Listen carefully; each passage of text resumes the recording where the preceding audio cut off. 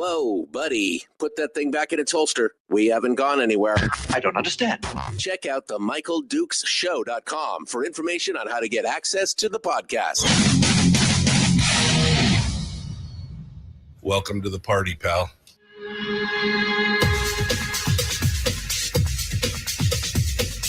The Michael Dukes Show. The greed and the entitlement is astounding to me. What more could you want from a low-budget radio program? This is a dumpster fire. That was just BS.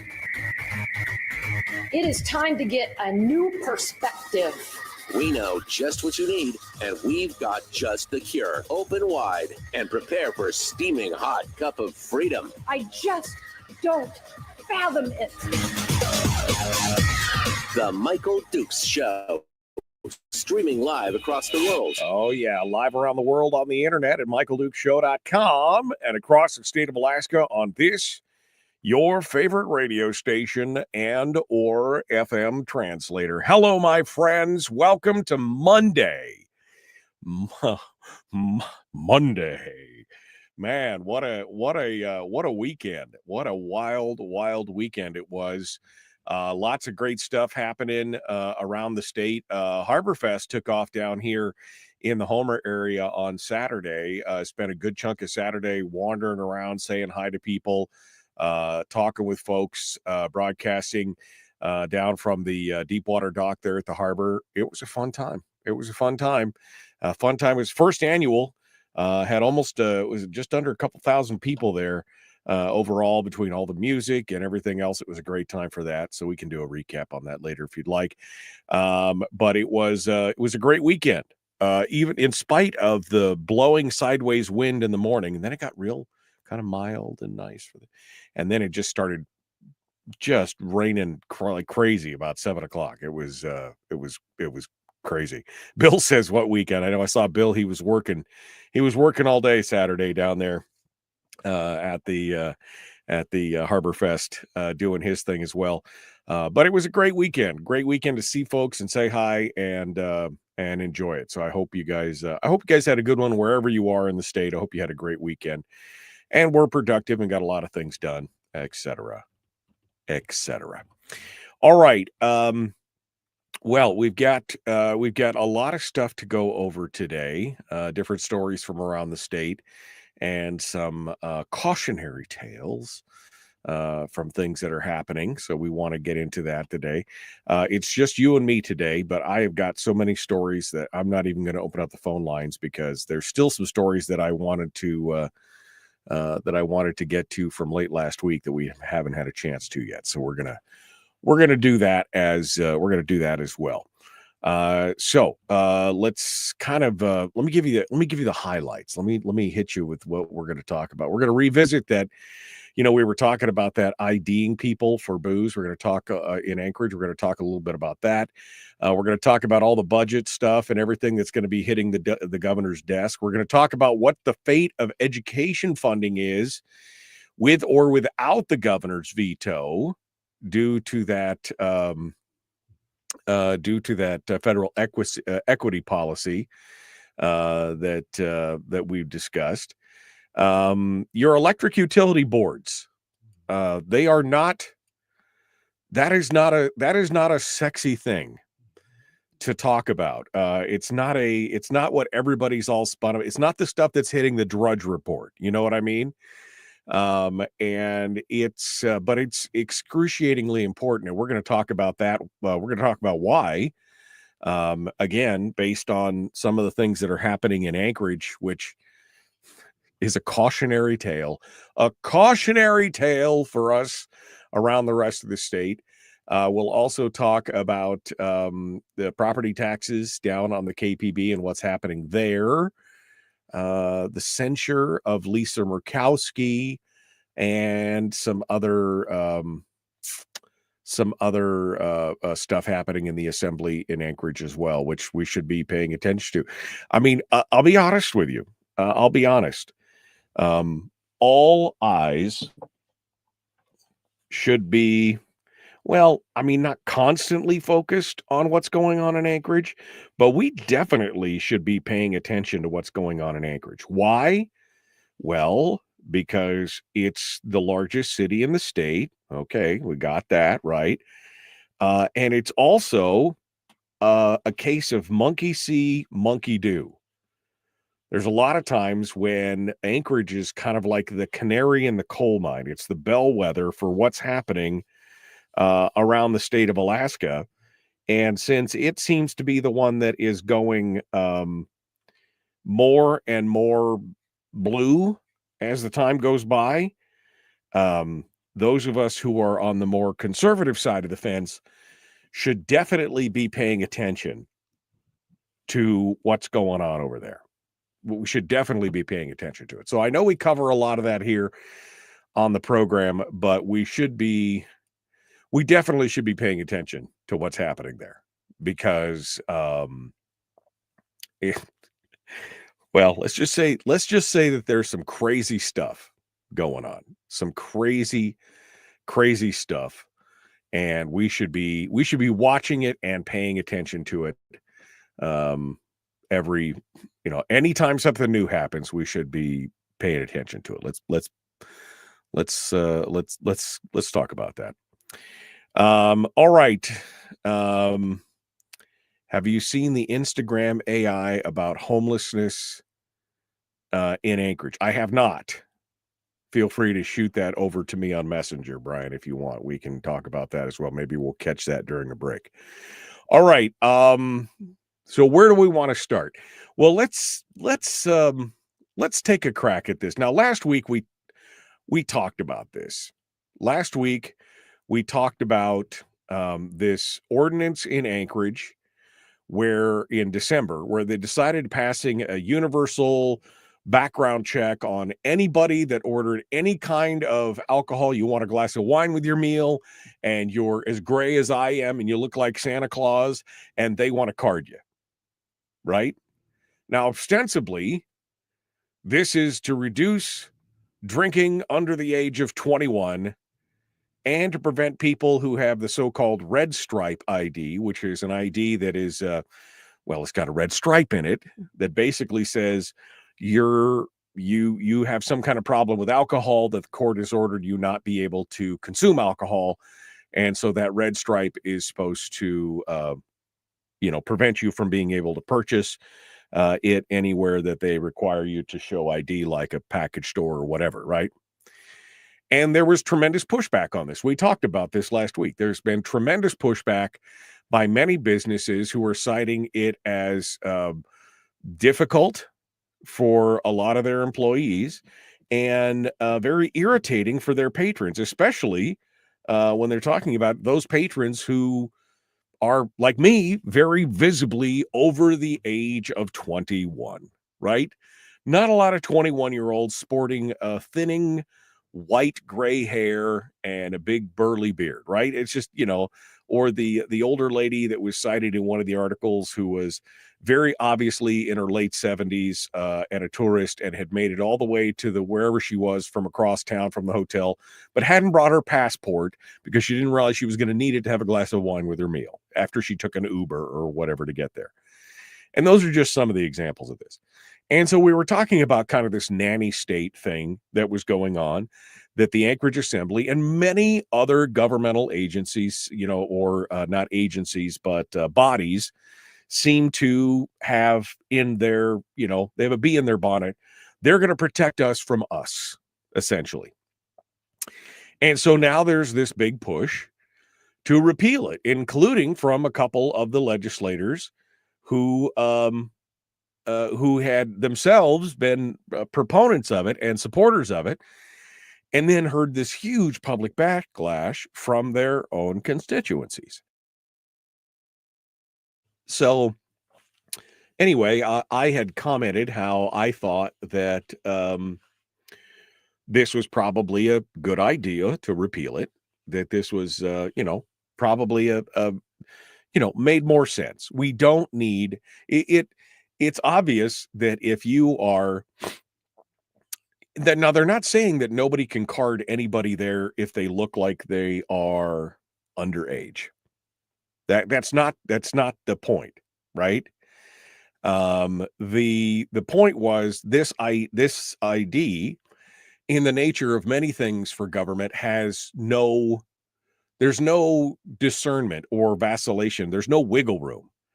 If somebody is obviously a grandmother, they're going to get ID'd, even if somebody who is very youthful looking. I mean, they're all going to get ID'd. It didn't matter. And that's part of the problem with the cookie cutter method that we see in government all the time. There is no gray area. There is no wiggle room. You must, you will, or they will drop the entire intent of the state on you, and you're going to feel it. And so anyway, I'm just recapping what we talked about a little bit last week. So then there was this opinion piece in the ADN that comes in and tells us that Anchorage needs to keep universal ID checks because public safety is worth a few extra seconds. That's again, I think, totally missing the whole point of what people are complaining about. Not that it takes an extra minute or two to pull your ID out of your wallet to show somebody. It's that sometimes you don't have, if you're not driving or you're just you're not carrying your ID on a daily basis, right? Now, some of us do because we're driving or whatever, but there are people out there that, they get rides or whatever, and they're just not used to it. It's not about that extra few seconds. It's about that you are obviously over the age of 21 and you shouldn't be hassled when you want to go about your day-to-day life. So this opinion piece, though, goes on and says, it's because public safety is worth a few extra seconds. Now, if you could pull me out one instance where it's the public safety is being threatened, so first and foremost, there are already laws on the books that prohibit people from being overserved, right? There's already contingencies. There's already liability on servers who overserve somebody. So if somebody, leaves someplace and is a menace and crashes their car, there's already laws in place. Although this argument here is that, well, this is, we have to save. But this is the argument. This opinion piece from a lady named Tiffany Hall in Anchorage goes on to talks about how we have some of the highest rates of alcohol-related harm in the nation. And we understand that it can be uncomfortable, and that some community members and business owners have expressed concern about the impact on customer service and store operations. But before we rush to roll back this common sense policy, oh man, they're stealing stuff from the anti-gunners right there. The common sense policy. It's worth pausing to ask, what do we lose? Universal ID checks aren't about bureaucracy. They're about safety. They eliminate the guesswork when it comes to estimating age. Okay. Except you're going to make it so that you've got no discernment. There's nothing stopping any server from carding anyone at this point. If I shave my beard off and walked into a bar, they might card me because I look like a little baby boy, right? But there's nothing stopping them at that point but when I walk in the way that I am now, pretty obvious that I am not under 21, right? But again, in Anchorage, there's no line. It's not discretionary at all. It goes on to talk about red stripes and alcohol offenses and all this kind of stuff. But it summates with this. Instead of repealing this policy, we suggest building on it. Use alcohol tax revenue to run a public awareness campaign. Fund compliance check to help businesses implement it smooth.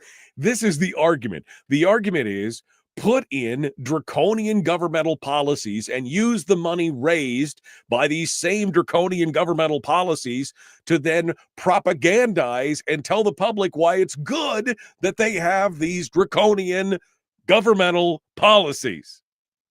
I mean, this is the circular logic of the big pro-government crowd. This is it. Use the tax revenue to run a public awareness campaign. Fund the compliance check to help businesses implement it smoothly. Don't abandon the progress that we've made. This is progress? Take all the money that you earn from this and tell people how good it is with the money that you've stolen from them at gunpoint. That is the idea. And of course, you get to the bottom line to figure out, well, who is this Tiffany Hall gal? She's the CEO of Recover Alaska, a nonprofit working to reduce excessive alcohol use and harms. And she's in long-term recovery from an alcohol abuse disorder. Okay, so good for the work that they do. But again, it's her business, right? I mean, but this idea that somehow you can take the tax revenue that you're generating at the point of a gun and use it to then tell people how lucky they are that we're here to help you as the government, probably one of the most insulting things that I've read in quite a while. I'm just saying, maybe it's just me. Maybe it's just me, but I, for one, am not interested in them taking my money and then spending it to tell me what a great job they're doing and how grateful I should be. That's like them breaking my legs and then handing me a crutch and say, well, you should be grateful for this crutch we just gave you after we broke your legs. I mean, good thing we're here to help prop you back up. I mean, no mention of the fact that they're the ones that broke my legs to begin with. But, hey, I should be grateful. All right, we got to go. The Michael Duke Show, common sense, liberty-based, free-thinking radio. Back with more after this.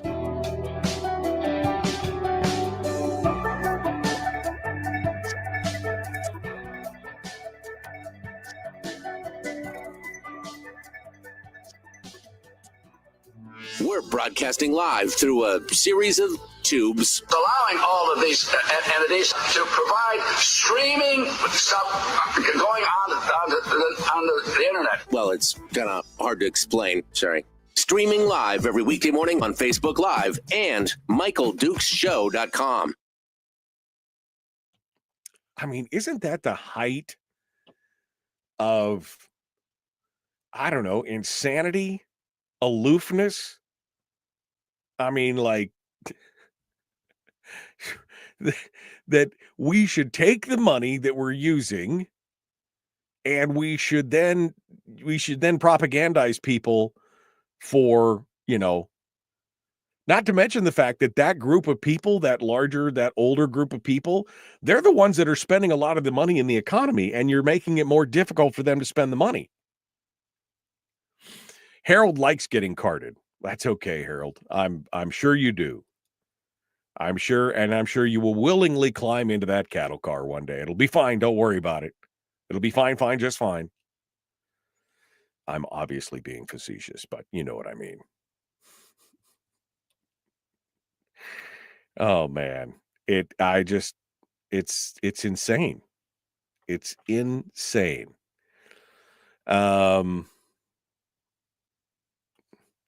Struggle for a topic? No. Okay.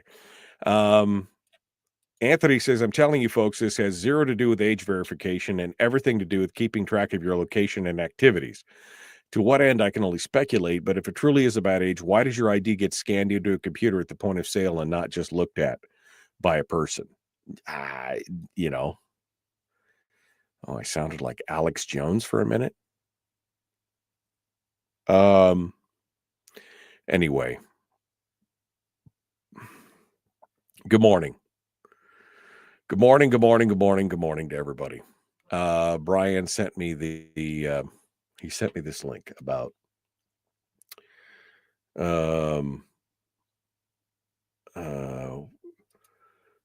this is an Instagram link for Anchorage, or Instagram for a video in Anchorage. Let's see what this is about here.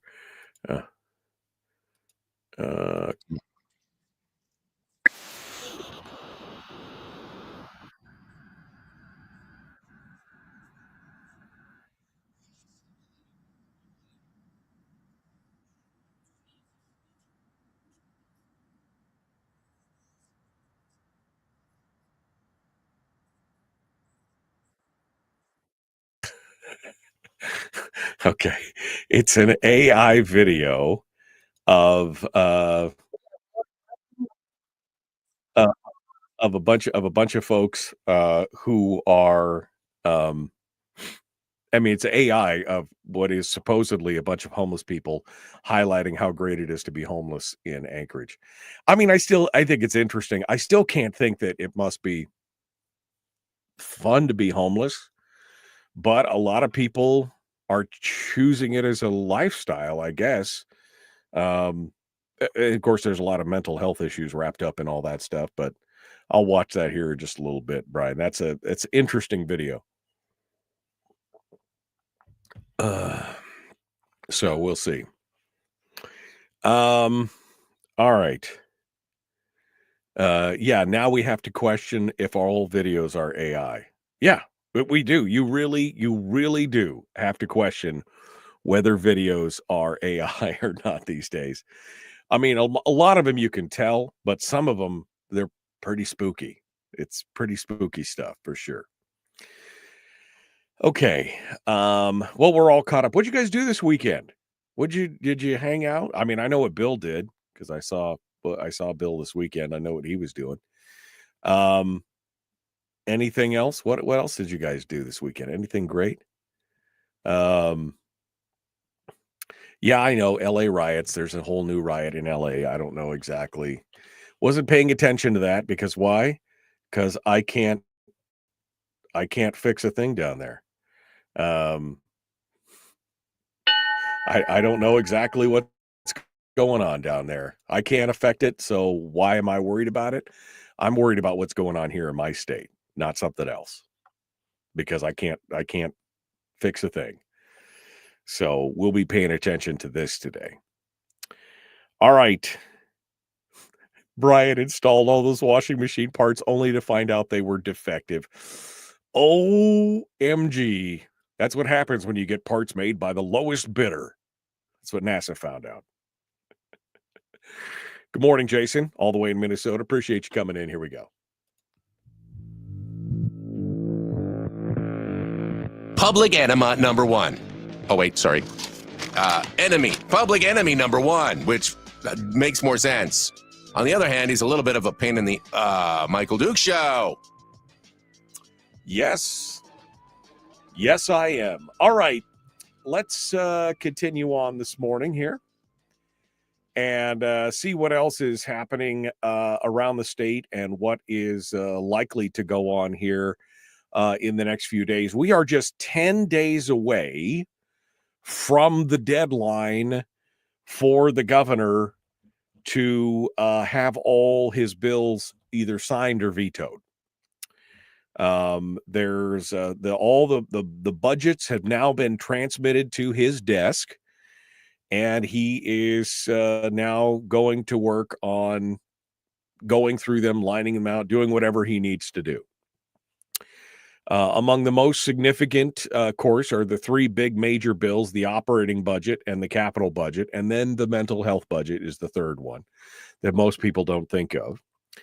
Now, while the governor was overridden in his veto of the education bill, he still has the ability to veto the actual funding for the bill. So while it may go into effect by law, he still controls the purse strings.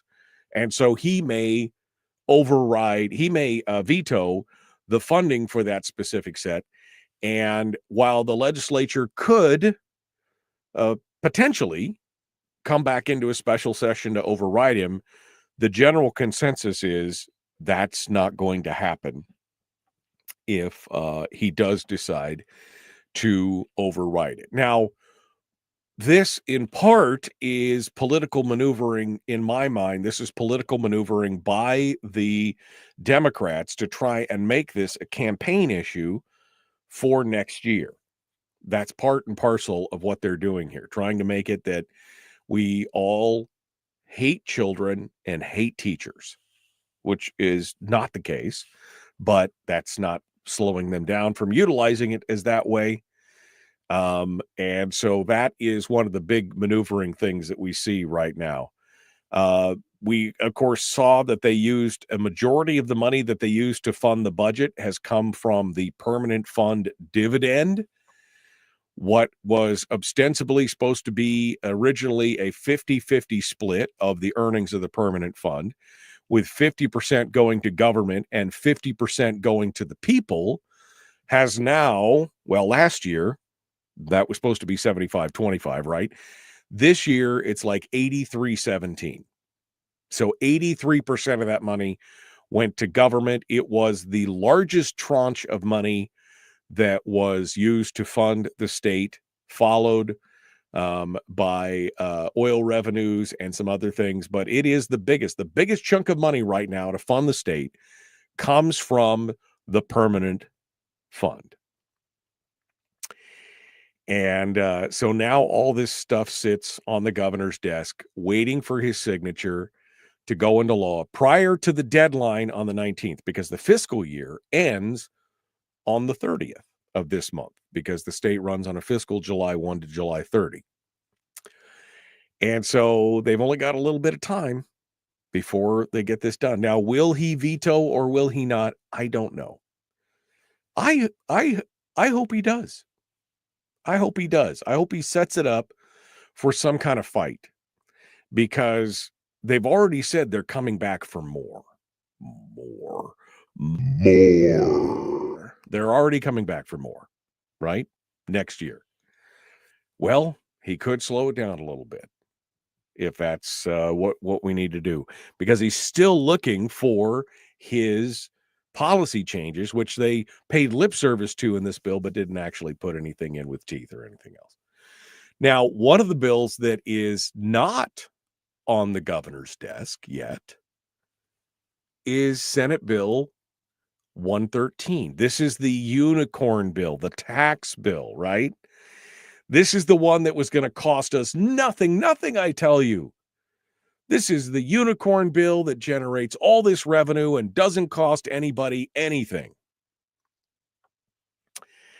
Because, they're already paying it somewhere. Now they just pay it to us, which I think is a little optimistic to say that everybody is already paying. Anyway, it still hasn't been transmitted to the governor's desk. It's been more than a month since it passed. And that leads Suzanne Downing over at Must Read Alaska to ask some questions of, is this a calculated delay by the Democratic majority, the democratically led majority? They may be holding the bill until November so that the governor has to veto it late in the year, with an eye towards overriding the veto in their January session. So it's possible. It's possible that could be going on, but it also appears that the governor, whenever it hits his desk, is probably going to veto it. And that could be the signal of the next great battle in the legislature over some of this stuff. So we'll see. These are all the things that are sitting on the governor's desk right now, waiting to move forward. A $12 billion budget, all-encompassing $12 billion budget, with a capital budget, by the way. And I know we keep coming back to that. But the fact that the capital budget is, according to the Constitution, supposed to be a minimum of 1/3 of what the operating budget is, And this time it's at what, 17%, 16% of what the operating budget is. That's a problem. And I'm wondering if somebody is going to take issue with that in a legal standpoint, from a legal standpoint. Are they going to, is somebody going to bring that up and say, you know, I might litigate if we, I mean, it would, they've ignored, and this is the thing. Once the legislature realizes that it can ignore regular laws, as far as statutory laws, they've done so several times with great abandon. The one thing that held them back was anything that was constitutional. And now they have quietly ignored the constitutional law. And so far, nobody has called them out on it.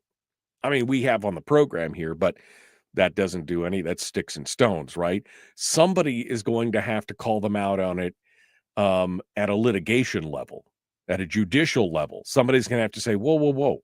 The Constitution says this, and this is what you did because you don't want to make the hard choices in having to reduce the size and scope of government and provide the one thing that even folks like me who are more fiscally conservative agree with, that we should be spending on infrastructure in this state. And yet nobody has brought this forward at a judicial level yet, at a litigation level. And I think that is going to be, well, if somebody does, it's going to be, I don't have the money nor the time to do it. But somebody who has a vested interest in this, I mean, I'll be honest, I'm really surprised that some of the contractors, or maybe even the Association of General Contractors, hasn't taken a look at this, because they're the ones that benefit from the capital budget, the contractors, the workers, the construction people, all that kind of stuff. They're the ones, they and their associated brethren in all the various associations and trades, they're the ones that would benefit from this. Because if you had to have let's face it, if you got a $4 billion general budget, and it's more than that, but let's just say it's $4 or $5 billion, and you are by law supposed to have 1/3 of that amount in the capital budget, well, that's over $1 billion in monies for infrastructure and construction and paving and driving and building and all that kind of stuff. And you're missing out. You're missing out on it. They are the ones that I would expect to come forward and say, hey, maybe they're waiting for the governor to sign it. Maybe that's what they're waiting for. They're waiting for the governor to sign it. And because the governor can't put money back into it. So the governor can't bolster the capital budget and say, hey, you guys didn't fund up to the line that we're supposed to be funding to. He can't add to it. He can only subtract. Now, he could cancel the whole thing. He could veto the whole thing and send it back. And maybe that's what he does. I don't know. So maybe maybe they're just waiting in the wings for something to happen. But I will be shocked if if contractors in general, or at least the associations for those contractors, the trade groups, don't get involved at some point by saying, we're missing out on a lot of money. Because that's self-interest, right? I mean, you just can't keep doing that. And if that happens, okay, if that happens, Katie, bar the door. It's going to get interesting. If they come back and there's some kind of lawsuit on it, or if the governor happens to veto that in some way, that is where things are going to get super interesting. Because I don't know where we go from there, and what happens with the rest of the budget, and how do we do it? It could raise a lot of questions. But I think if I was governor, I would seriously consider it and just go, well, it's the law, guys. My hands are tied. It's the law. It's what the Constitution, it's not me. And if they tried to paint me as the bad guy, I'd be like, it's not me. It's the Constitution. I'm just trying to uphold the law. As you look with big doe eyes into the camera, it's not just me.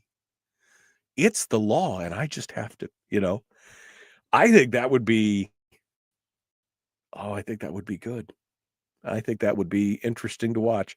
So we'll have to see. We'll have to see where it goes from here. But he's got until the 19th, so we only have about 10 days from now before we see exactly where this all where this all lays out. We'll have to see what's going on. All right, we got more coming up. 19% right now. Thank you, Kevin. That's the current percentile, not 33%, 19%. So just about half of where it's supposed to be. Oh, baby. All right, we got to go. The Michael Duke Show. Common sense, liberty-based, free thinking radio. We'll return in just a moment. When we get back, we're going to talk more about this education and this federal equity and the $81 billion cut and what's the state doing about it. Back with more after this.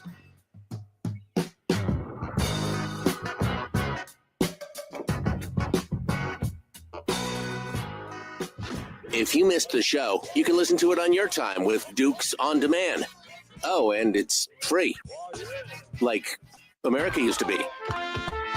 Streaming live every weekday morning on Facebook Live and MichaelDukesShow.com. Okay. Brian says, good analysis. We all know Brian's in the bag for me. So we should, Brian, just come on, Brian. He's in the bag for me. Somebody said that the other day. Well, your listeners, man, they agree with you no matter what. I'm like, okay. Have you even been in the chat room before? I'm just wondering.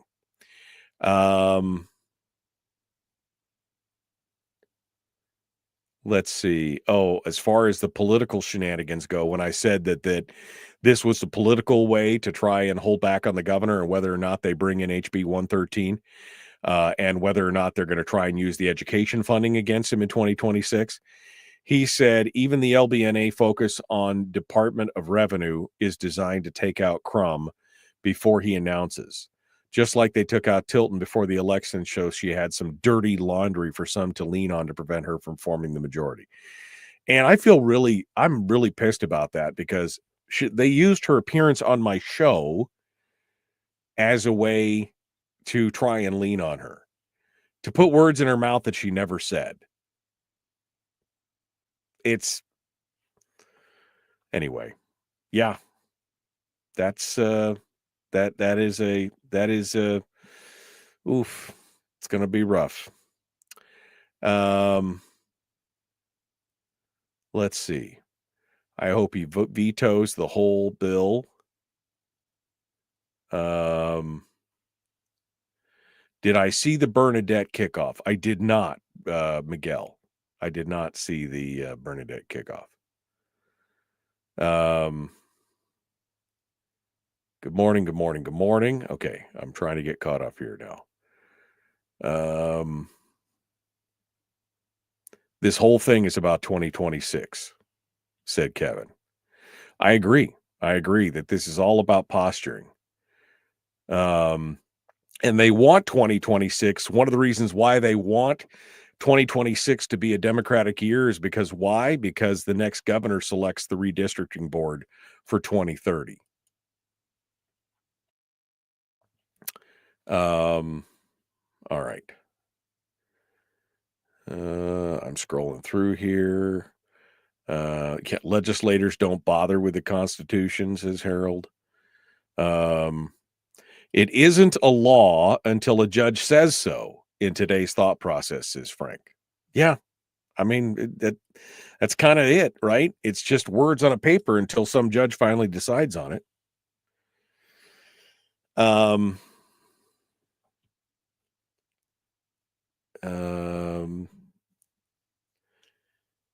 Let's see. We expect it. Yeah, we expect it that he's going to veto the funding for HB 57. All right. Okay. Well, we're all caught up. Look at that. We're all caught up on the on the comments. So, good morning. Melissa says, yes, Miguel, he already vetoed it, got overwritten. What's left is the line item on the funding. And yes, I expect he will veto that as well. And that's going to be an interesting situation because that's going to put the pressure back on the school districts because they will not get the increase.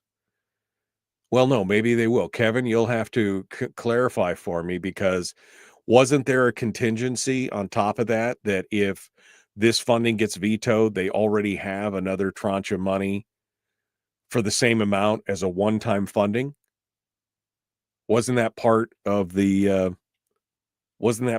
Kevin? That they have a backup for one-time funding if the governor vetoes the reoccurring funding portion of it? And if so, where's that money? Because can he veto that too? That's the question.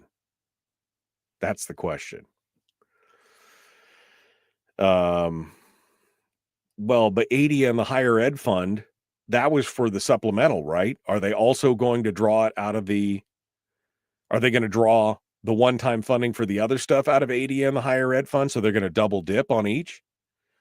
Because I know that 80 and the higher ed fund is where they ended up getting the money for the supplemental budget because the minority wouldn't give them a CBR draw. So are they going to draw even more money from 80 and higher ed?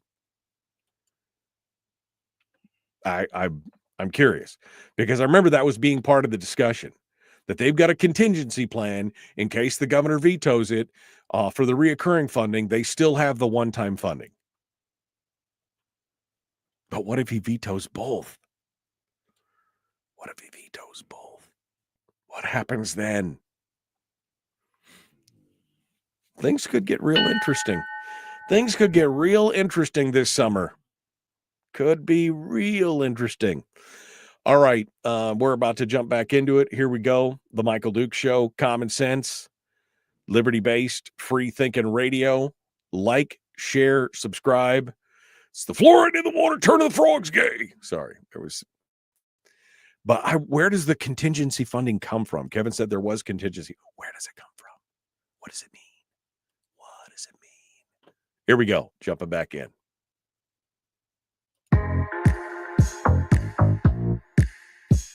The Michael Dukes Show, proudly splitting the left versus right dichotomy. Yeah, I had to look that word up too. I don't think it means what he thinks it means. Here he is, though.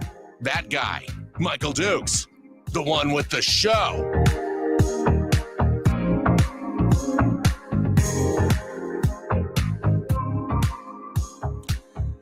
Okay. And we were just talking during the chat room. There was some talk of contingency. That there was a contingency funding that the Senate had put together. That if for some reason the governor vetoed the reoccurring funding, which is what this HB 57 is, it's reoccurring funding, it adds it to the BSA and makes it permanent. That supposedly there was some contingency funding that would fund it on a one-time basis for this year, but I don't remember where that money was coming from. And if it was coming from ADIA and the higher ed fund, which they already tapped, this is really getting down into the weeds, but if they do that, which they already tapped for the supplemental budget, which is the overspend from this year, almost $200 million. Is there going to be enough to draw another, what is it, $270 million for the $600 $700 BSA increase, 240? Is it going to be enough to draw out of there? I don't know. I don't know where that contingency money was buried. I don't know where it was coming from. But my question was, what if he vetoes both? What if he vetoes both the HB 57 funding and the funding from the contingency? Oh man. Oh, things are about to get real. That'll be fun. All right. So let's move over to my next topic for today, which of course is related to what we were just talking about, the HB 57 funding and the our schools are starving mantra, right? Well, a whole new curveball got thrown into the mix late a couple weeks ago, late last month, when the state received the notice that they may have to pick up $81 million in education funding after they failed a federal equity test earlier last month in May. Now, we talked about this. This is the impact aid.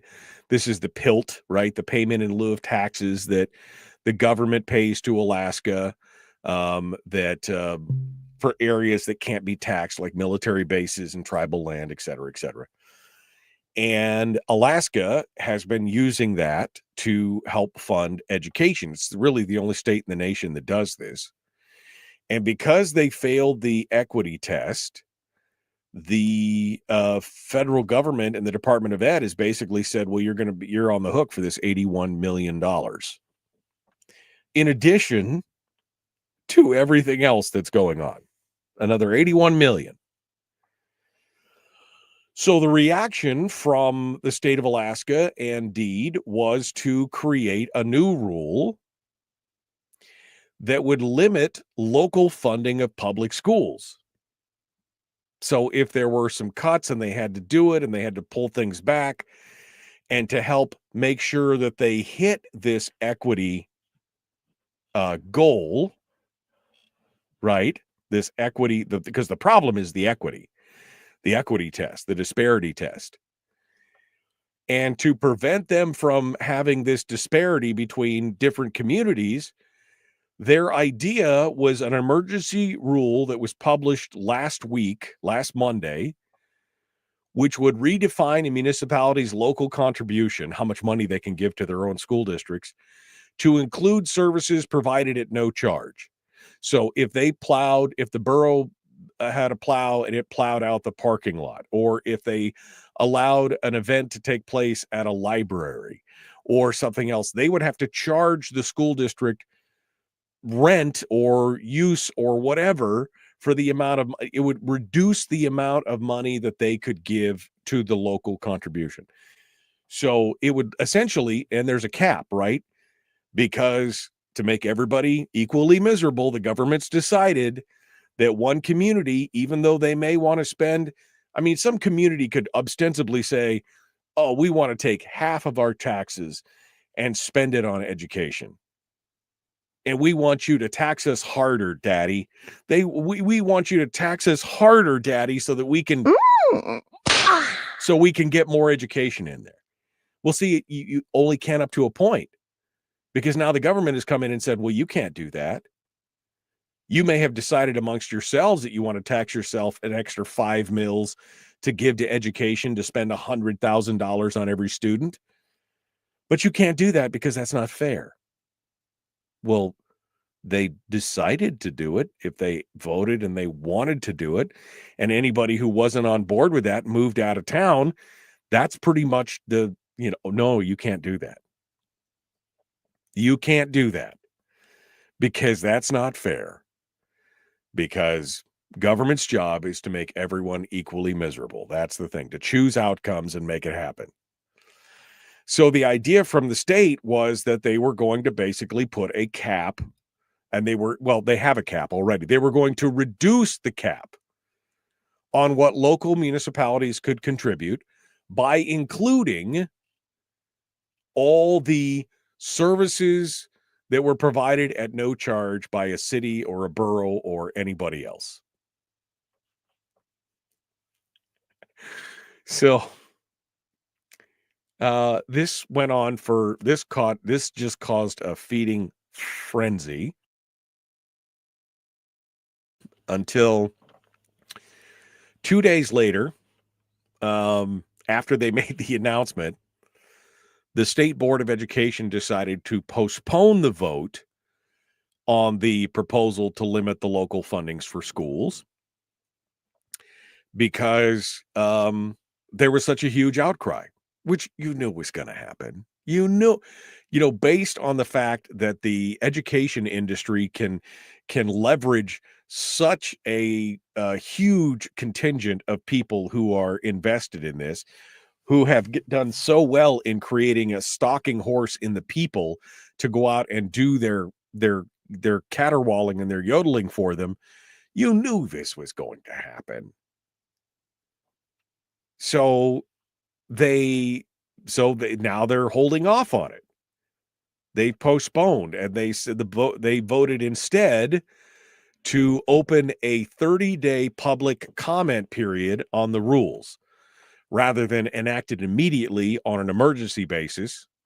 So what does that mean? Well, I think it still means that we're still on the hook for that $81 million because they haven't made any changes, which is what they would need to do to go back to the Fed with their hat in hand and go, okay, Daddy, we've made those changes now. Can we please have our money?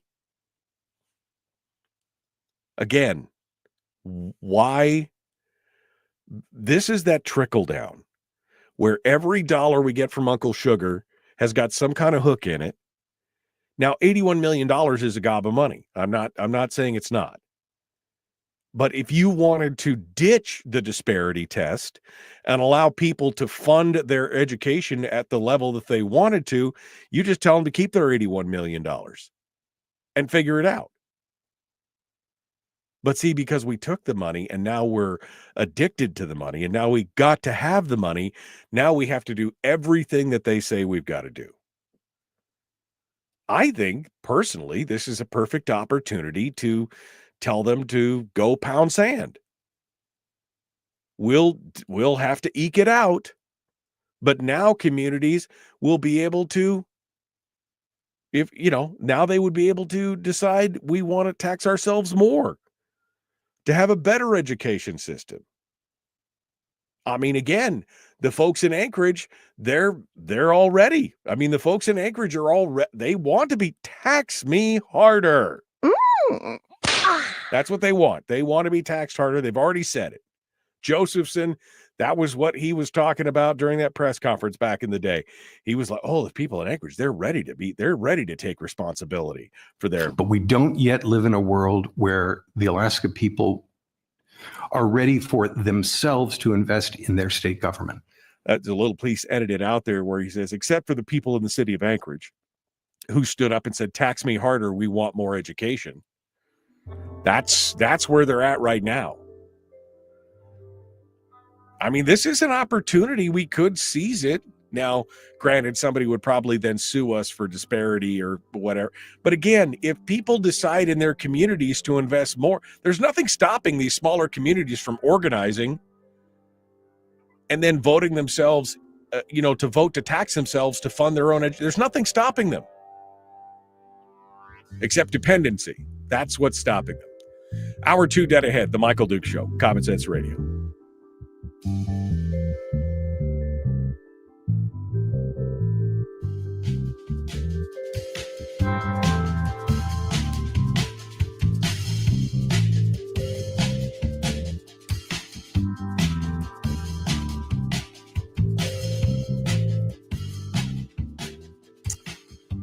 Okay.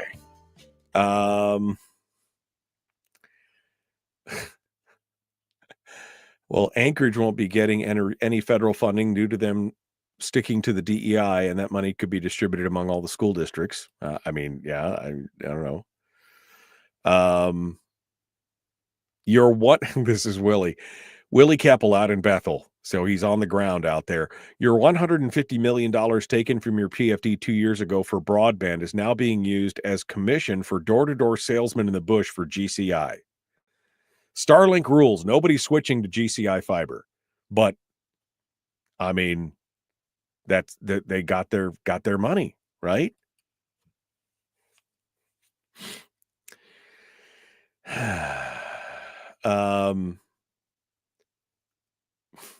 Until proven otherwise, the current data shows that more money, people, and infrastructure dumped into education has a net zero effect on our actual education system. The hubris of begging for even more funds for it is baffling. Well, because you heard the new argument, Anthony. The new argument is that we're not failing, we're starving. If only you gave us more. It's like communism. It only failed because of the way they did it. It was that kind of communism that failed. It wasn't because communism of itself is a flawed philosophy. It was because that version of communism failed.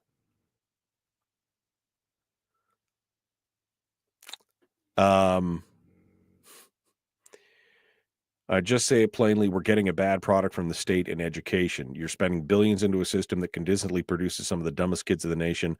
More money isn't going to help you. Yeah, it's called malinvestment.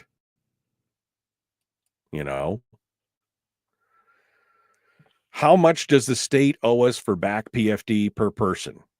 Well, it's about $18,000. What was the PFD? What was the PFD?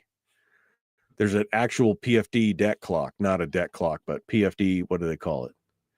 PFD doomsday clock. Here it is. You can go figure it out for yourself. How many people in your household? I had 5 people in my household. There we go. 5 people in my household. Estimated loss since 2016 is $75,560 per person. Here's the link right here. If you guys want to go out there and run your own numbers on how much PFD you are owed. There you go. There you go. Yeah. Frank says, thank you, Donnie Olsman and Lyman Hoffman. He's talking about for the GCI, the $150 million for rural internet that they're now using to go around and sell GCI door to door when everybody's already found out about Starlink. I mean, because the Starlink is cheap. I ran you those numbers here, a year ago or a year and a half ago. Somebody actually, I don't know how, but I somehow got on a mailing list for one of the North Slope telecom companies where they sent me their latest packages. And what I could get on my Starlink for $100 a month or $90 a month, they were charging $400 a month for.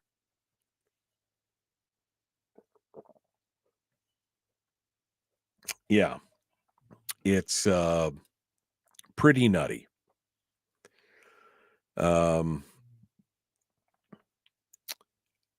Kevin makes the comment to Anthony, says it's actually worse than net zero. More money from everything I have seen is a net minus. It's not going to change until we move away from the Prussian model of system of schooling where children are prepared to be drones in life.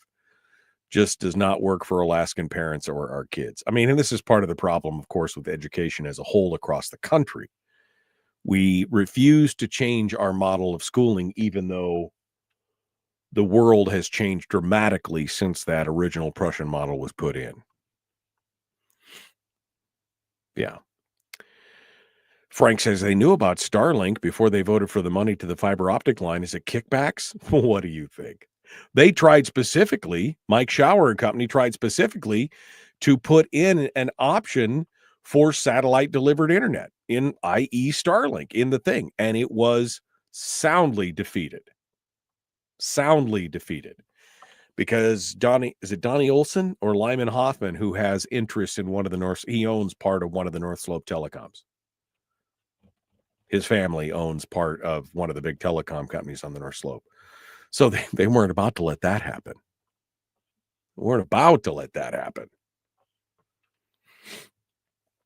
See, what did I tell you? There's so many things going on in the state that we're not even paying. And all people want to pay attention to is what's going on in Washington, D.C. or L.A. or wherever. Things that they have no control of and probably have a net zero effect on them. And here we are here in this state getting bamboozled and ganked at every opportunity. Best start paying attention, folks. You best start paying attention to what's going on in your own backyard.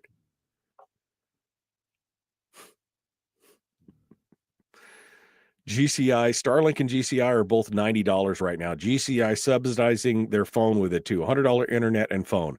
I pay $56 for a GCI phone and $90 for Starlink. Nobody's switching. Yeah, because once you're in, that's when they rake you over the coals later on. That's what happens then. You know what's going to go on there. All right, we got to go. Bryce Edgman was the one, not Donnie. Bryce Edgman was the one. There's lots of... Oh, it's a wicked web we weave. Let's go to it. Here we go.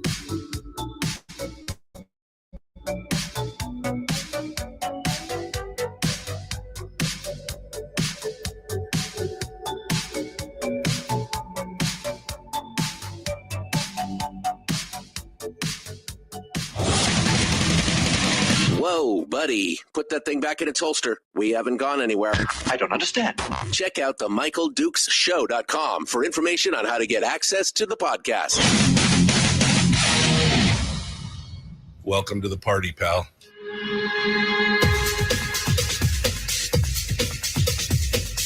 The Michael Dukes Show. The greed and the entitlement is astounding to me. What more could you want from a low-budget radio program? This is a dumpster fire. That's just BS. It is time to get a new perspective. We know just what you need, and we've got just the cure. Open wide and prepare for a steaming hot cup of freedom. I just don't fathom it. The Michael Dukes Show, streaming live across the world. Live around the world on the internet at michaeldukeshow.com and across the state of Alaska on this, your favorite radio station and or FM translator. Good morning, my friends. Welcome to Monday, or as Brian said earlier, Moan Day. Where do you moan when you get out of bed? Oh, it's so nah, it's good. Every day above ground, my friends, is a good day. Hope you had a great weekend. It was beautiful. It was beautiful down here. I mean, on yesterday especially I was like, boy, they should have had Harbor Fest on Sunday because it was beautiful, bright, and sunny all day.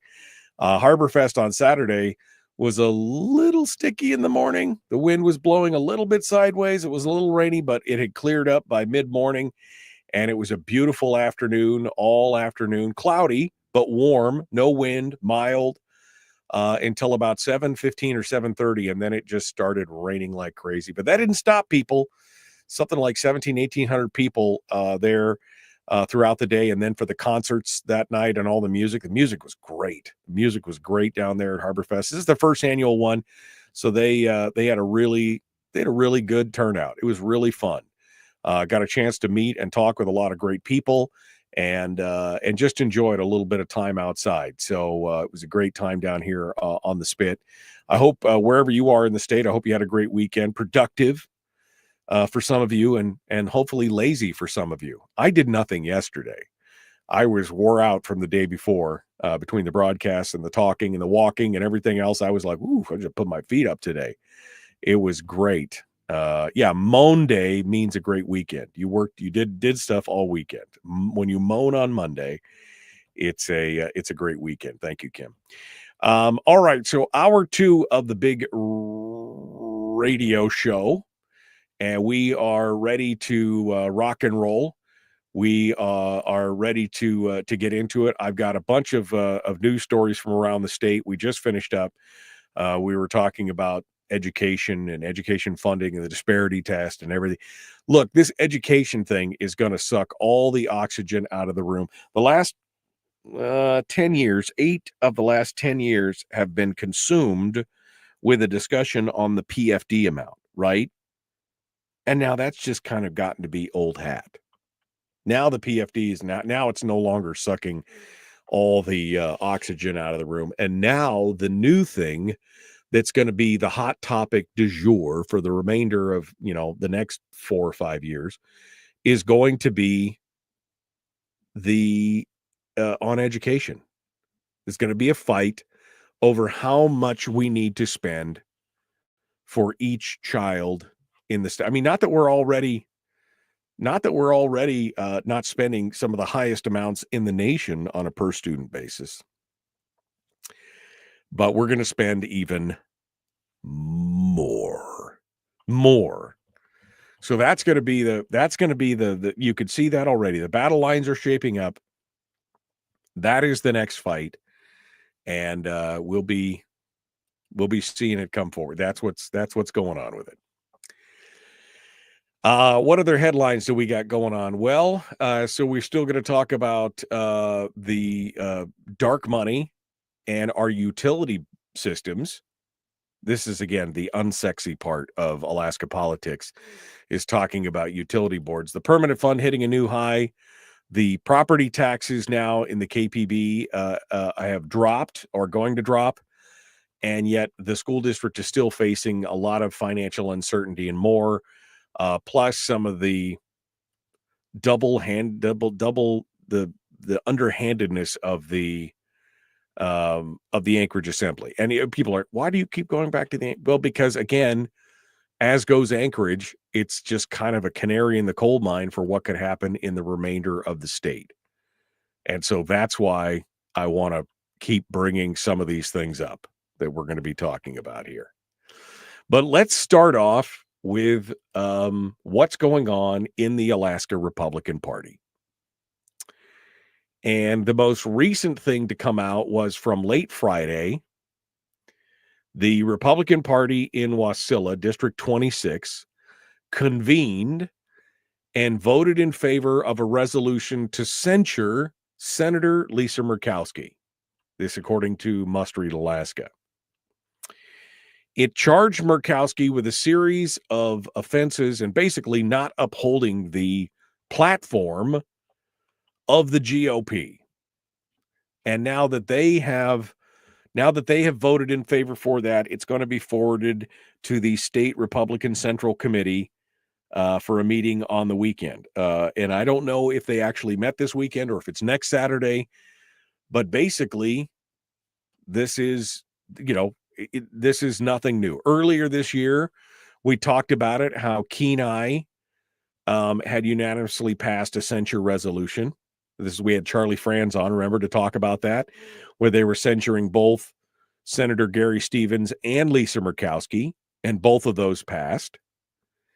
And of course, there was all kinds of reasonings why they put that in there.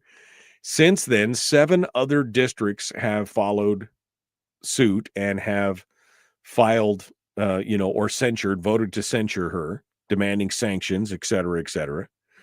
The Valley Republican Women also passed a similar resolution condemning her as well, but that's not the district. This is district decisions. But again, to quote one of your favorite politicians, what difference does it make? I mean, really, what is it? Too little, too late. I have tried to get Carmela Warfield on the program, I think 4 times now. She is the new face of the GOP. She's the new the chair of the GOP here in the state of Alaska. And people have a lot of hope that she's going to be that she's going to make a difference in the party. I still have hope, even though she hasn't come on the program yet to discuss it.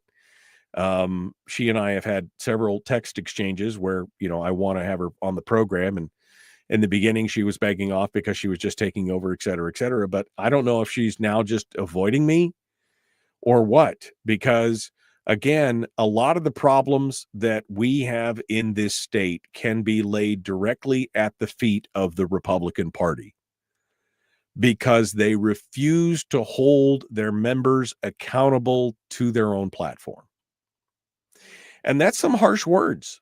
I mean, I know it's some harsh words. But as a libertarian, I'm going to say them anyway.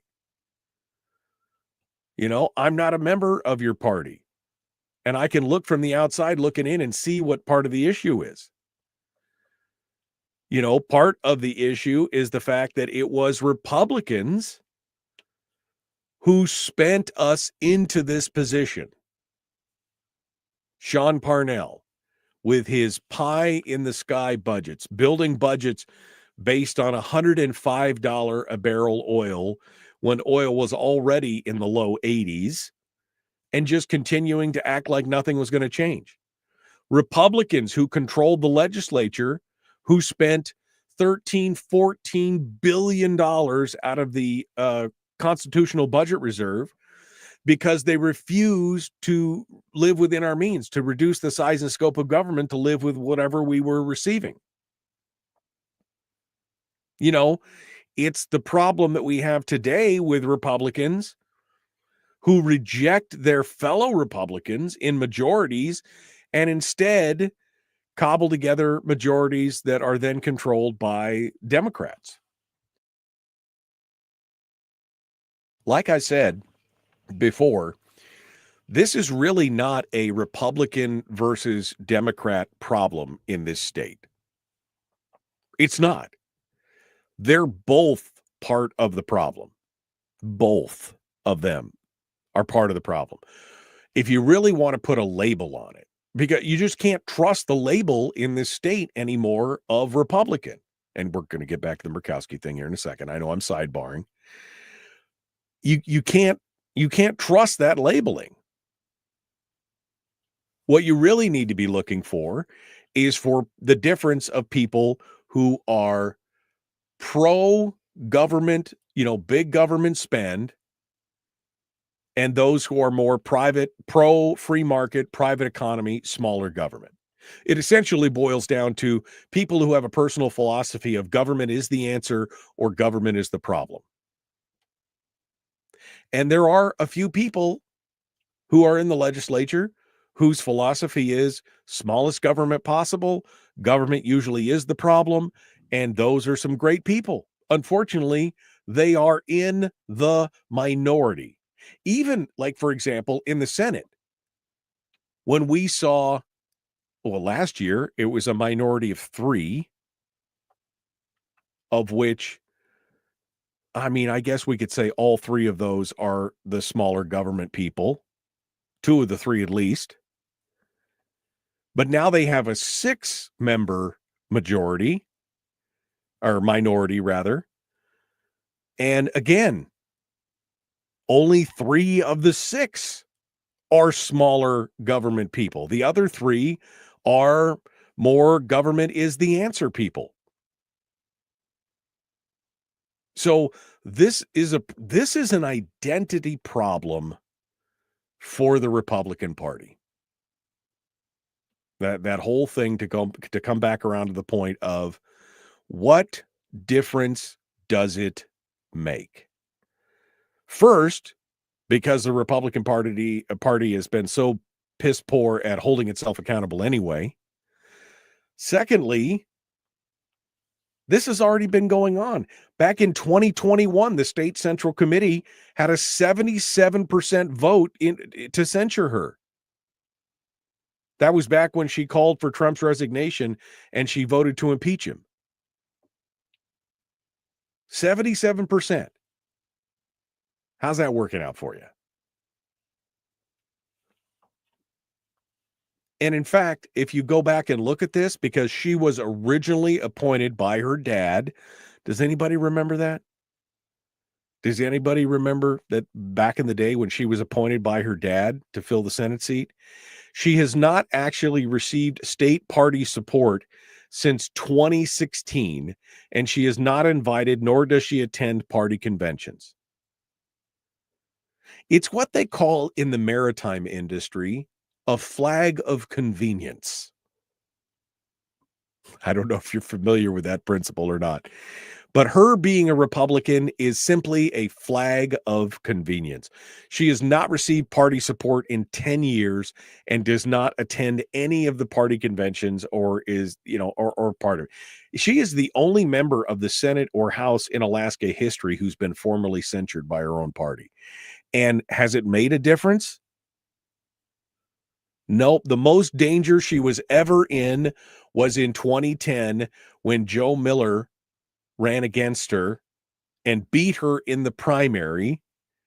And then she got the Democratic Party to submarine their own candidate, Scott Adams, poor guy, to submarine and suborn their own candidate to then run a write-in campaign for Murkowski.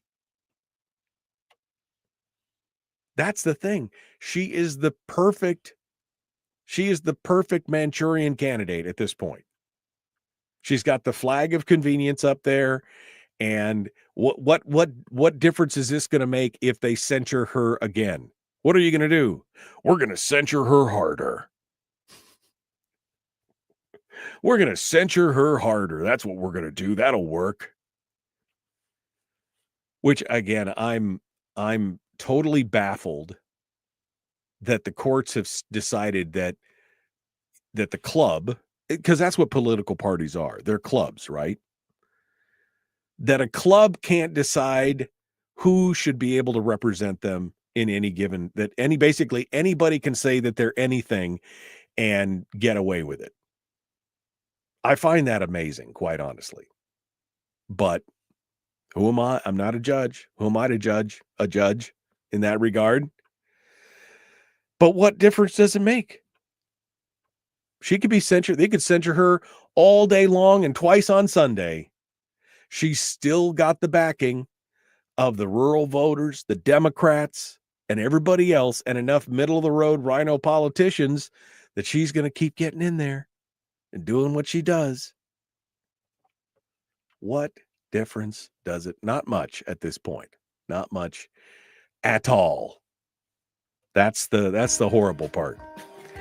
All right, we got to go. We're going to continue on here. Up next, we're going to talk a little bit about the unsexiest political office out there, and that is your utility board. But it does make a difference. How do we know? Oh, let's look at what just happened in Anchorage. Yeah, and this could affect you wherever you're living. Back with more of the Michael Duke Show.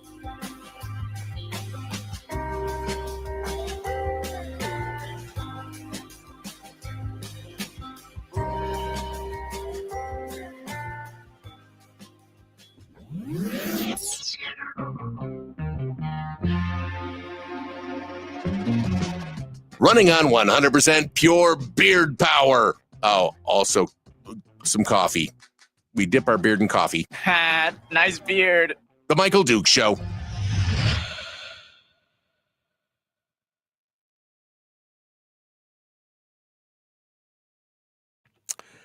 Okay.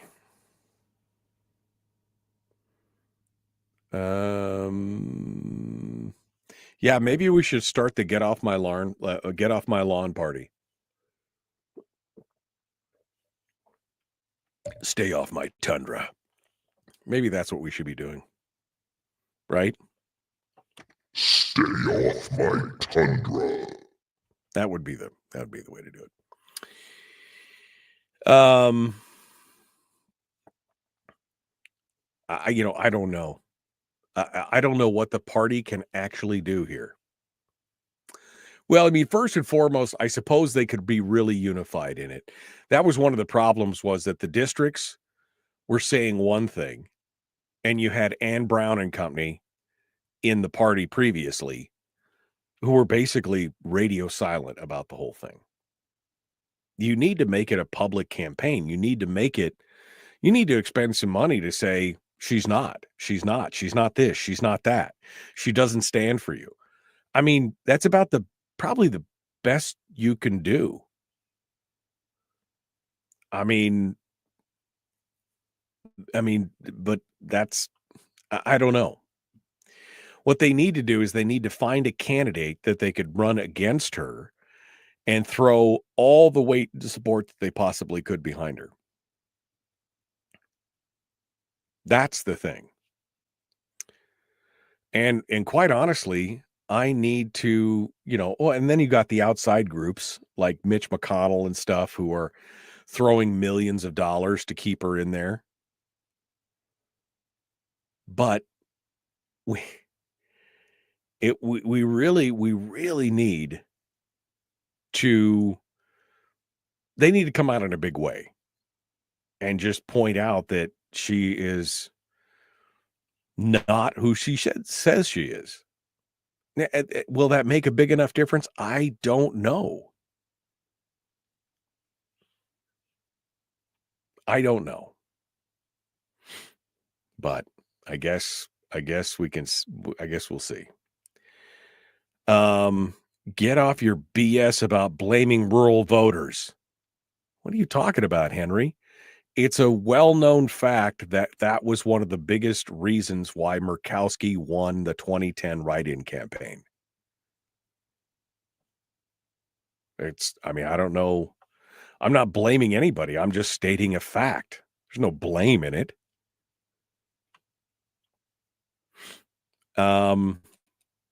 Kevin says, remember that Republicans are not the majority in this state. We have more in our club than the Democrats, but the majority in the state are undeclares and independents. Yeah, I know. Sourdough Steel over on YouTube says, is there any politician truly who they say they are?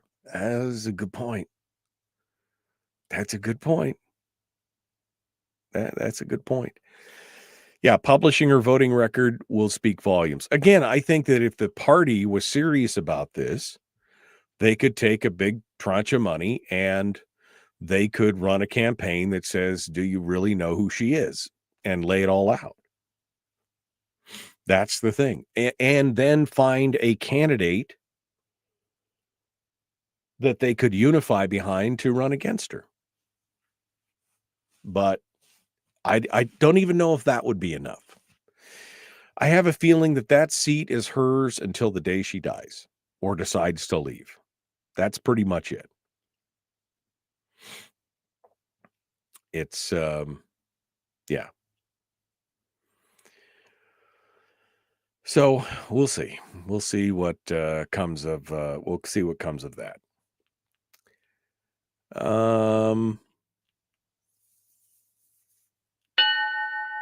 Ron said it's not a party thing anymore. It's more of a special interest group recruiting system problem.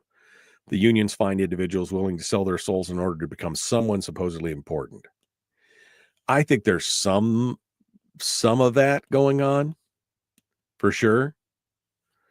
But again, remember, in the end, it's all about power. And yeah, being somebody important is powerful to many people. All right. Well, we're all caught up, ready to go. Yeah. Yeah.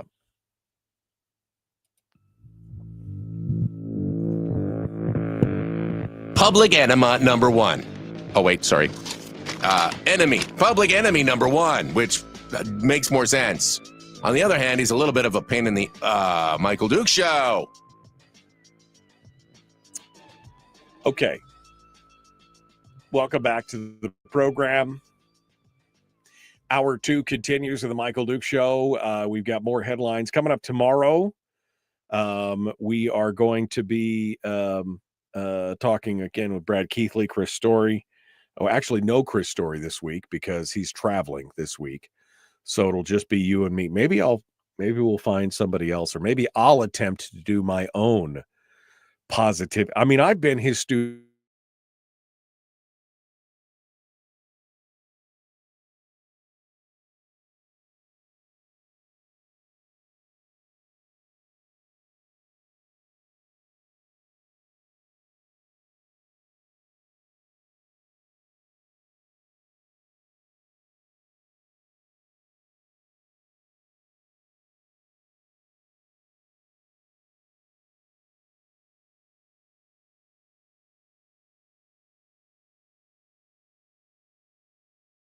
what else we got going on.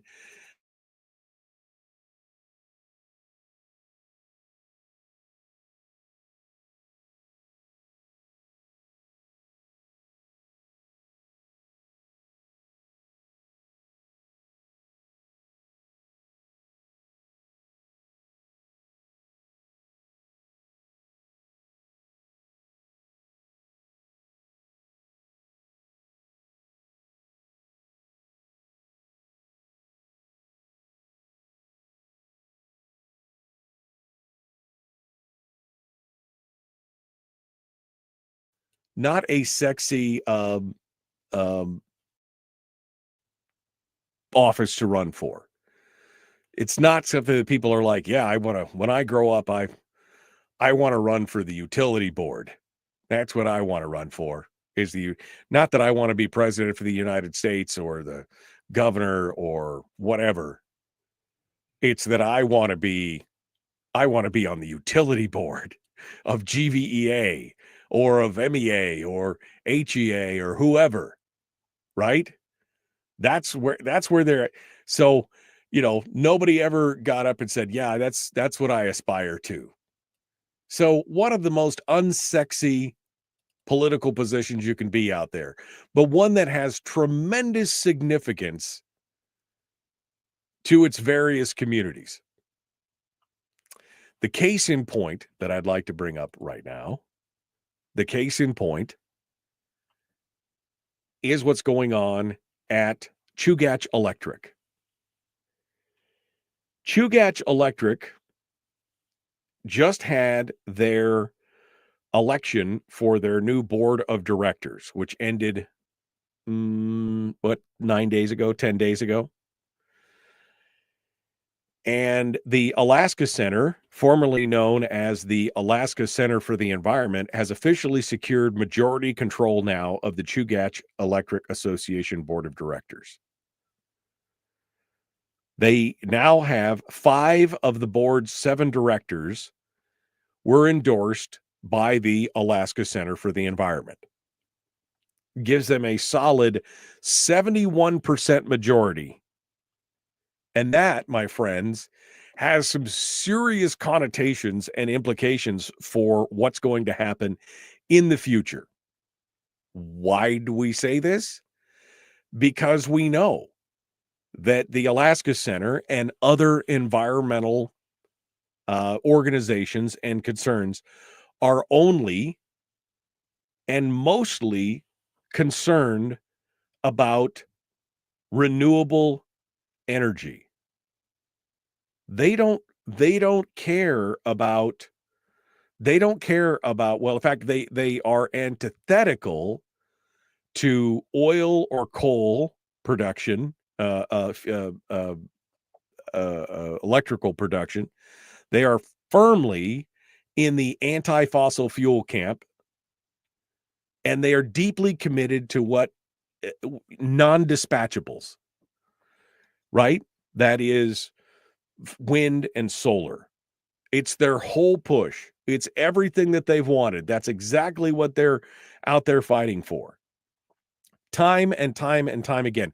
And this goes back to the discussion that we had with Sarah Montalbano here a couple weeks ago, where she was talking about this is exactly what has happened in Minnesota with their power grid, where they just took another, I think it was 136 megawatts offline of coal-fired power, and now they are projecting that they're going to have blackouts and overages and shutdowns and everything else because the huge component of their grid is now made up of those renewables that are not a steady and consistent power. And this is just a symptom of the larger problem.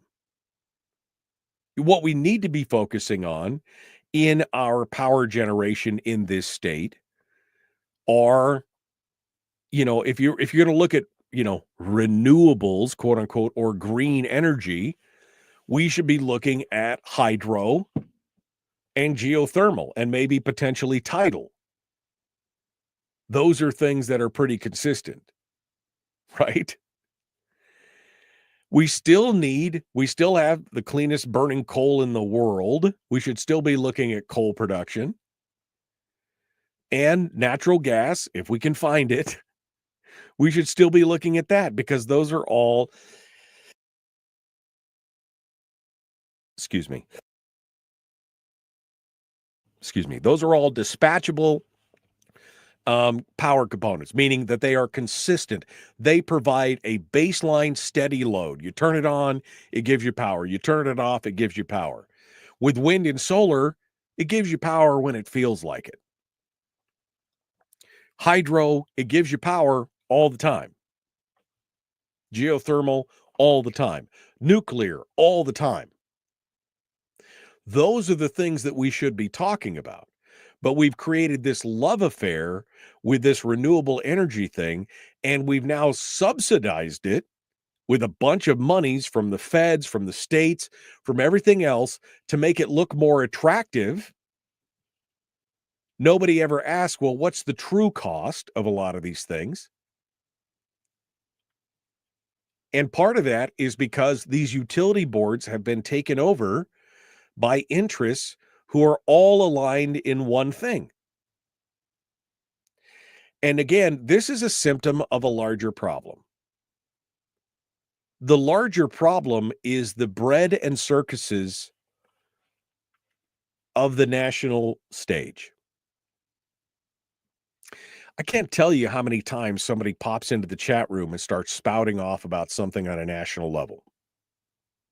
I mean, we're talking about something, that's all local, something complete, and somebody just pops in the chat room and starts randomly ranting about something that the president did, or something the president didn't do, or something the president's enemies did or didn't do, or they just start randomly ranting about some national thing that we have no control over. You know who I'm looking at here, right? We have zero control over what's going on with 99% of the stuff that's coming through our little filter box here, our telephones or our cable boxes or whatever. But we get so spun up about it, and we get so wrapped up about it and ratcheted up that we stop paying attention to what's going on in our local communities. And that's a huge, huge problem. And as you can see right now, Anchorage, this is the same board, by the way. Remember, this Chugach Electric Board. This is the same board that wanted to close down the Eklutna Dam. That would have really affected the long-term reliability of the grid. And by the way, that helps feed the whole rail belt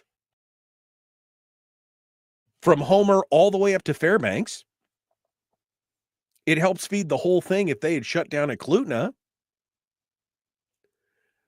This is who they are.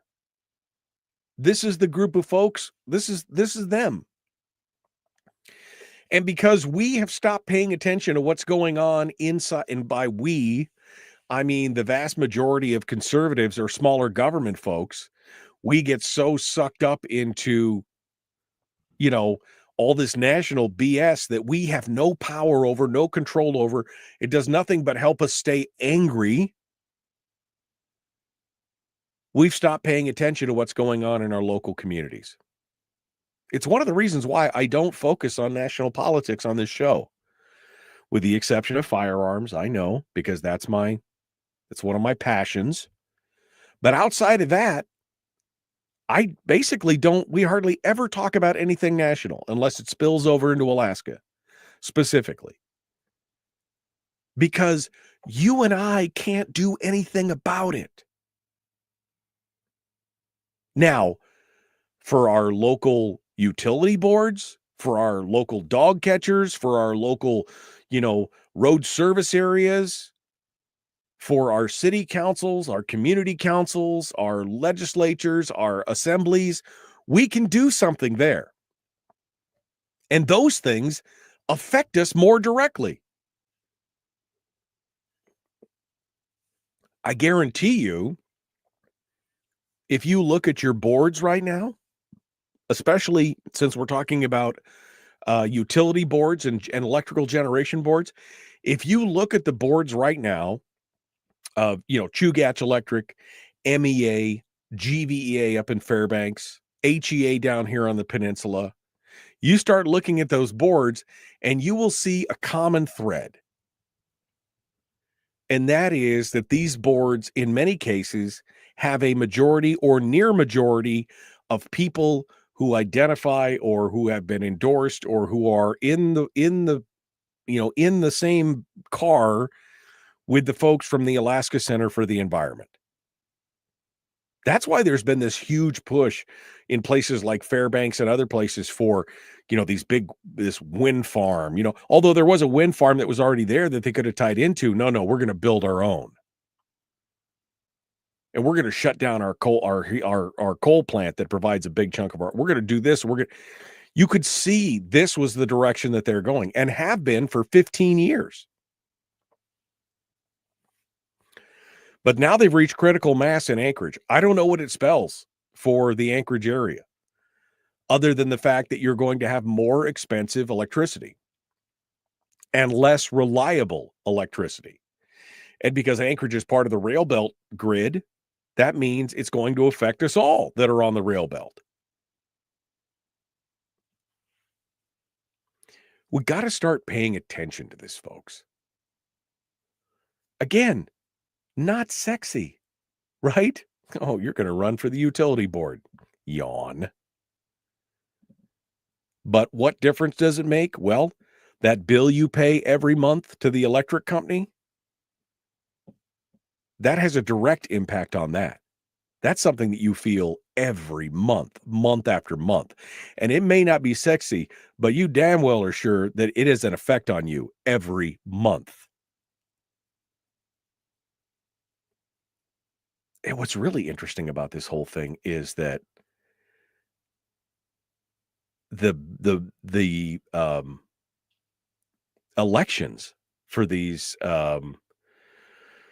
utilities, there are no campaign finance disclosures, no spending limits, and no election transparency laws that govern those races. They apparently have no oversight from, even though it's a quasi-public office, but because it's a private organization, apparently, as an electrical co-op,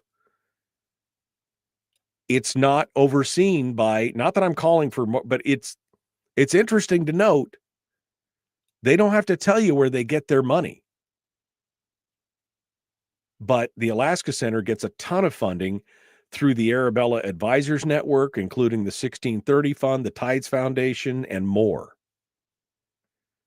So if their candidates, and again, 5 of the 7 candidates were all endorsed by the Alaska Center of the Chugach Electric Board, they had money to burn in those races. This is when you're not paying attention. This is what happens. Look at over here. Look at over here.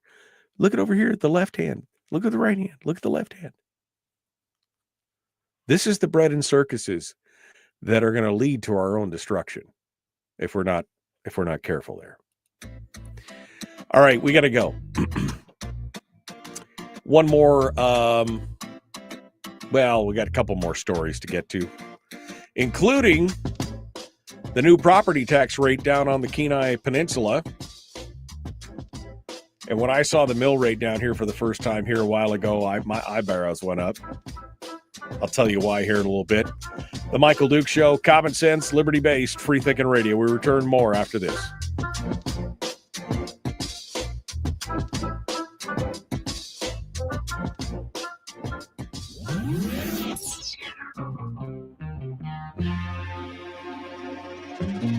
Listened to by more staffers in Juneau than any other show because their bosses told them to.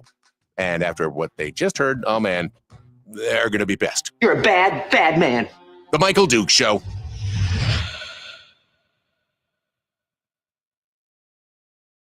Okay. Let's go back over here. Rhonda says, wait, isn't the Fed one of the biggest income drivers for the state of Alaska? So I think we should be paying attention to Fed and current POTUS policy. Plus, federal grants are driving the energy BS for Alaska. Okay, Rhonda, let me ask you this. How much of an effect do you have on POTUS's policy or federal policy in general? How much effect do you have as an individual? How much effect would 100,000 people or 50,000 people in Alaska have, even pulling together? If you could get 50,000 Alaskans to all pull in the same direction, how much effect do you think that they would have on federal policy or Trump's policy? Now, how much effect could you have on your local municipal board or your city council or your borough assembly? You see what I'm saying? This is part of the problem. We get distracted with the bread and circuses of stuff at the federal level that we cannot change. We cannot fix. We cannot even really affect. And yet we ignore what's happening in our backyard while we rail against the sky. We shout to the sky about what's going on in Washington, D.C. That's the problem. That is the problem right there. Does federal policy, does the presidential policy affect us? Yes, absolutely. But does it affect us on a daily basis? But more importantly, just discounting the effect. What can we do to fix that? Vote harder next November? Is that what, right?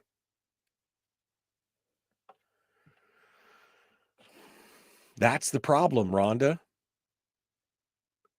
We're sacrificing what's happening locally to be mad about something that we have no control over at the national level. If you want to watch it, that's great. If you want to be upset about it, that's great. Here's the thing. I refuse to participate in that madness anymore. I stay informed, but I don't get mad about it anymore. I just kind of go, yeah, whatever. It is what it is. I try and stay informed about it, but I'm more concerned about what's going on right here in the state, because we do have an effect on that. And of course, the further you get away from your house, the harder it is for you to make it to have an effect. So things are much easier in your neighborhood than they are at the state level. But you could still have an effect up to, I think, the state level. That's my personal feeling. Your mileage may vary. Your mileage may vary. Michael, you should talk to Troy Jones about the HEA board elections. Yeah. Yeah. I'm scrolling way back here.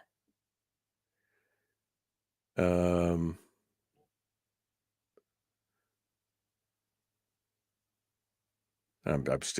still going. Okay. All right. I'm trying to get caught up here. Okay. Anchorage and Chugach Electric customers are so boned. Yeah. Yep. Now I'm going to have power by rainbows and unicorn farts. That's pretty much it. Fat Ray said both the candidates presented to me for GVEA had global warming BS in their statements, so I voted for neither. Did they have opponents? Did you run as an opponent? That's the thing. Most of these people are running unopposed. A lot of these people are running unopposed because it's not sexy. Nobody, what's it? You guys best get on the stick here. However,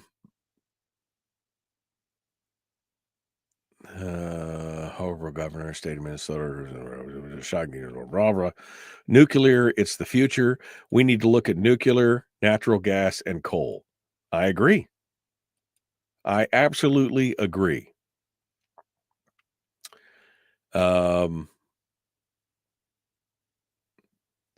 For more, let's see. I'm still going through the comments here.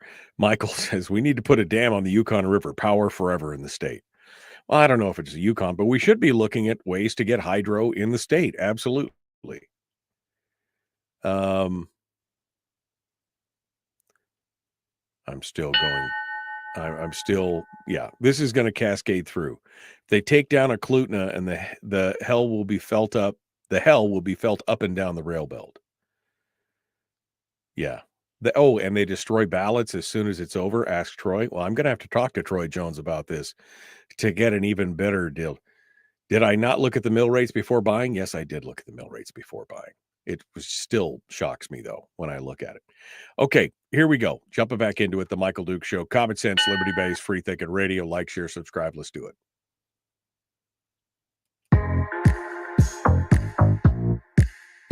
The Michael Duke Show. Not your daddy. Wait, sorry. Not your daddy?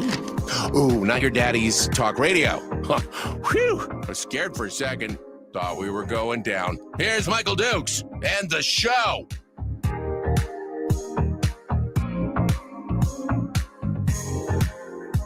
Okay. Welcome back. We've got one final segment here on the show. I'm still getting caught up on the comments in the chat room. Lots of people had things to say about this. If you need to complain about stuff on the federal level, great, says Miguel. Contact your congressman's office. But he agrees with me that we need to watch our local and state levels of government. It's the only thing we have an effect on, guys. It's the only thing. Rhonda had a comment that I started off the break with that said, she said that, if the federal government is one of the biggest income drivers for the state, I think we should be paying attention to the Fed and to the current presidential policy. Plus, federal grants are driving this energy BS for Alaska. But again, what effect can we have on that? We can't affect the president's policy. We really have no pull as individuals in what's going on at the federal level for federal policies, but we can affect what's going on in our local communities. Fat Ray in Fairbanks said that he had when he got his GVEA ballot, that both of the candidates running for one seat were talking about how much global warming was going to kill us all. And so he voted for neither. Well, where was the third choice? A lot of these seats there's no opponent. They're running unopposed. A lot of times, where are the average Alaskans who want to step up and do something, and fight back against this to offer a counterpoint? I mean, we gotta start paying attention to what's going on out there for sure, because this affects you.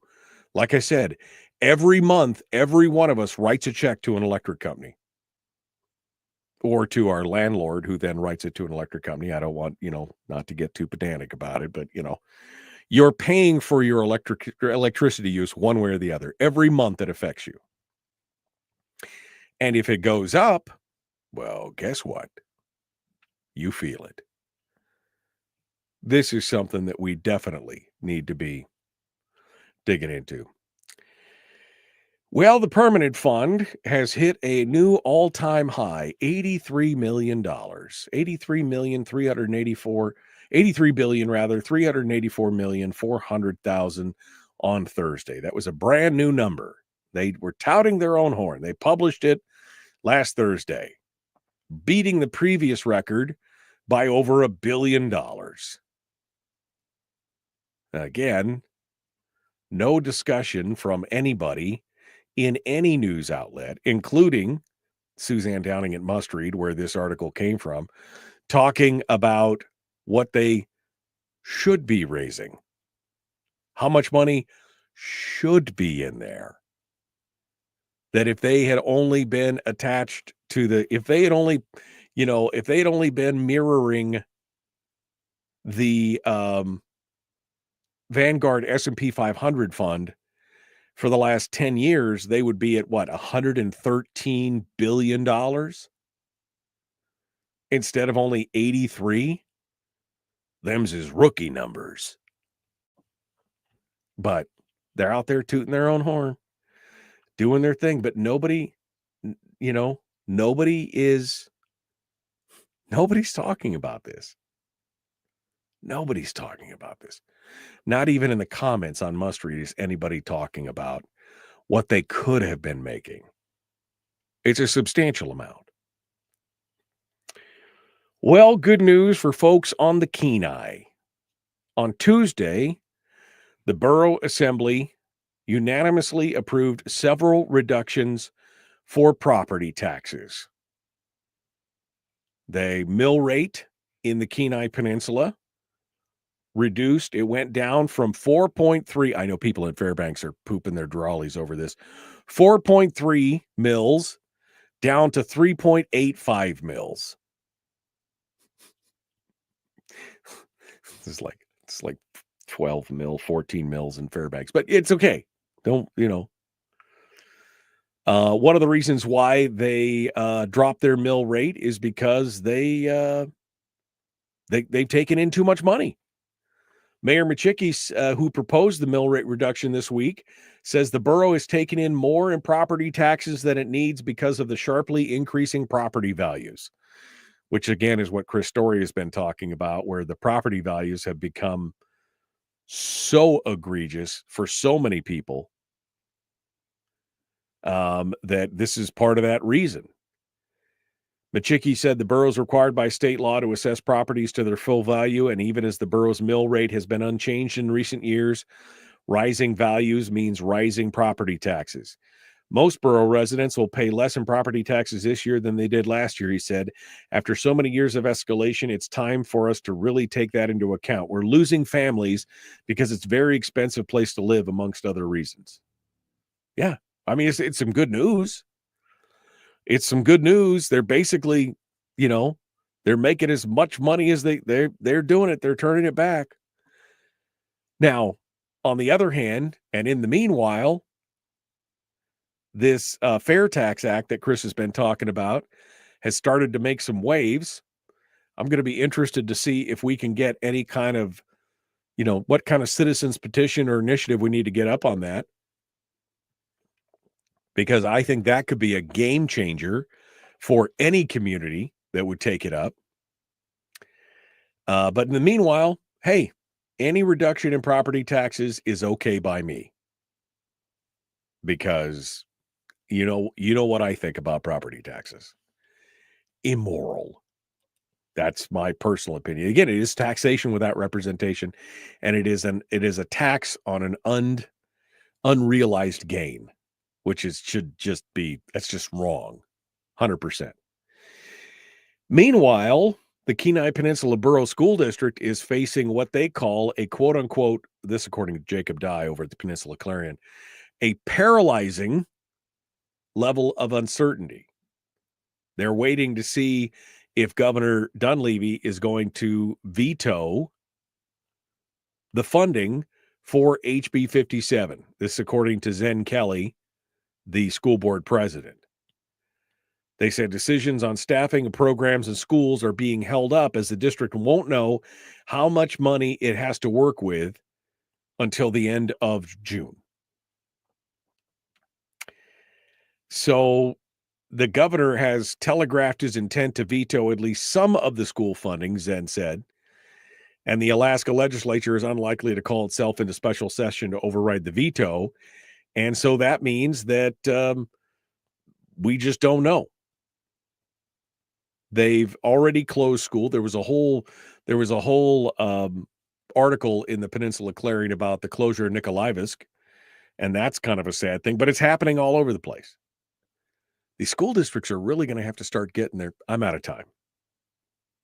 I love you guys. We'll see you guys tomorrow. Be kind, love one another, live well. The Michael Duke Show. Well, I walked right into that one, didn't I? I looked up at the clock and realized that I had bloviated right up to the end of the show. All right. This is really, I'm getting so frustrated and tired of the poor, pitiful us. We've mismanaged these monies so much and we don't know what to do, and you've got to bail us out yet again. It's a painful situation. Painful situation. All right. I'm just going back here. See if there's anything else that we missed. What's going on? What will the state do if the federal government gets rid of all the property taxes for all states? Well, I mean, that's my perfect dream, Miguel. I don't think that's ever going to happen. Yeah, we're 12 mil in Fairbanks. I know it was like between 12 and 14 mils when I was in Fairbanks, and they're down at 4 mils down here on the peninsula. I just, Terry says Machicki did this because he's going to run for governor and wants to make himself look good. Don't be fooled. Well, okay. All right. Don't get him started on property taxes. That's right. All right. Well, I'll let you guys go. Rick says he's got to eat before he passes out. So I don't want you guys to do that. I just don't want to do that. All right, my friends. Well, I hope you have a great Monday. Be kind, love one another, live well. It's obviously not painful enough, says Ben. Yeah, Ben. We should have you back on the program this week, Ben, to see what's going on. More recap. Let's do that if you got time. All right, folks, we got to go. The Michael Duke Show, common sense, liberty-based, free-thinking radio. We will see you tomorrow.